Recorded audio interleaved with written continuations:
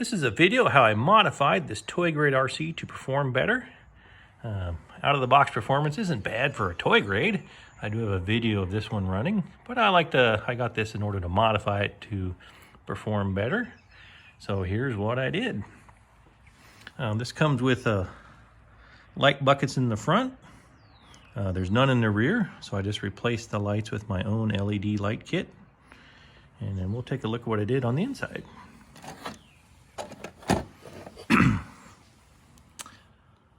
Okay, so this is where the lights go. What was nice about this one is it had 5mm size LED bulbs, and that's the same size bulbs as my RC light kit. So it was just a matter of popping out the old ones and putting the new ones in. And then I just taped up the wires to hold them in there. Again, there's no rear light buckets. I might work on figuring that out, but for now, this is all I've done. For steering, I just took out the original steering motor and put in my own servo. This is a micro servo. They measure about 30mm by 29 by about 10, and that just fits in there decently in the spot where the original motor was. I just had to carve it out a little bit in order to get the servo to fit in there snug. The top support piece, I did have to kind of carve a groove in there about the same width as the servo in order to get it to fit in there. And then I just have it held in place with some little foam pieces.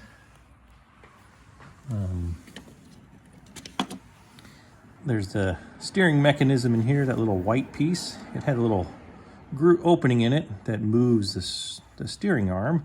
I just went ahead and cut that longer in order for the servo arm to go straight down in there to turn the steering arm and the piece that moves it.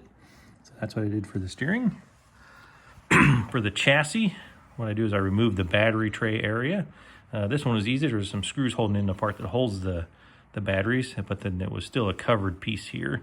So I just cut that out with a rotary tool and some small scissors, and sometimes use an X-Acto knife to kind of smooth it all out. But that's what I did there, so I can access everything from underneath the car. It's being powered by a 2S LiPo battery.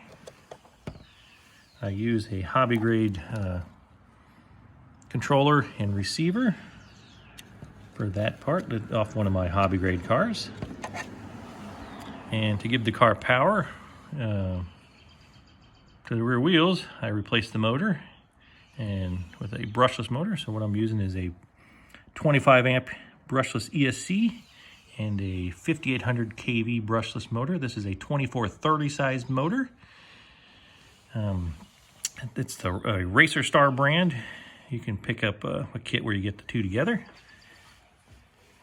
And this was probably the trickiest part of the conversion because it takes a little bit to get to the gearbox in order to take the old motor out and put a new one in.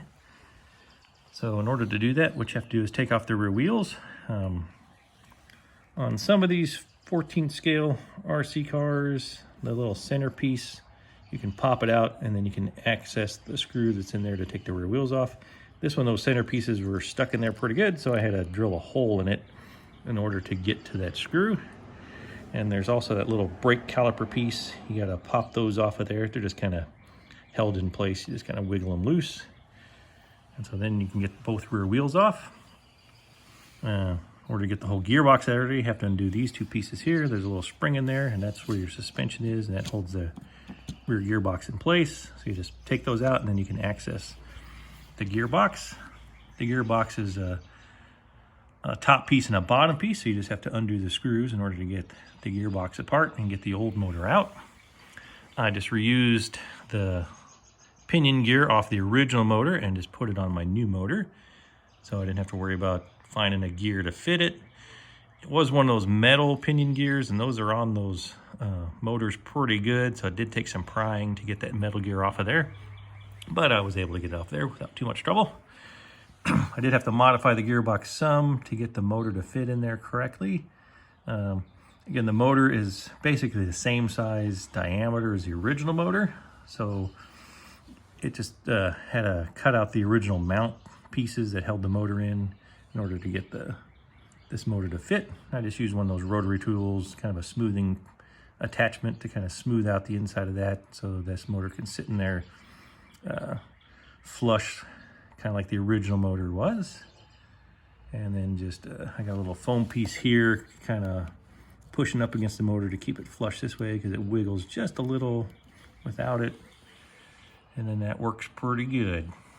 The other thing I did with this car is I did replace the rear tires. The original tires are rubber tires, but they're very hard and they weren't getting very good traction.